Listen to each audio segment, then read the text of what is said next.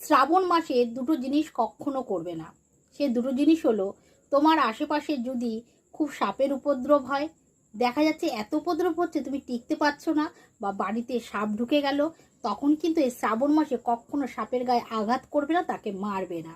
আর একটা কথা বলি, এই শ্রাবণ মাসে কোনো সময় গোমাতাকে বা ষাঁড় অনেকে ছেড়ে দেয়, সেই ধরনের গোমাতা বা ষাঁড়কে কোনো সময় তাড়িয়ে দেবে না, বা তাকে কোনো রকম আঘাত বা তার সাথে কোনো ছেড়ছাড়ি করবে না। হ্যাঁ, তাকে অন্তত পারলে তাকে কিছু খেতে দেবে, তাকে একটু আদর করবে, তাড়িয়ে দেবে না, তাকে কোনো রকম আঘাত করবে না। কেন, শ্রাবণ মাসটা হলো গিয়ে বাবার মাস। এই মাসে কোনো সময় কোনো জীবজন্তুকে আঘাত করতে নেই। কেন, বাবার সঙ্গে সব জীবজন্তুই থাকে। তাই জন্য এই কথাটা তোমরা মনে রাখবে।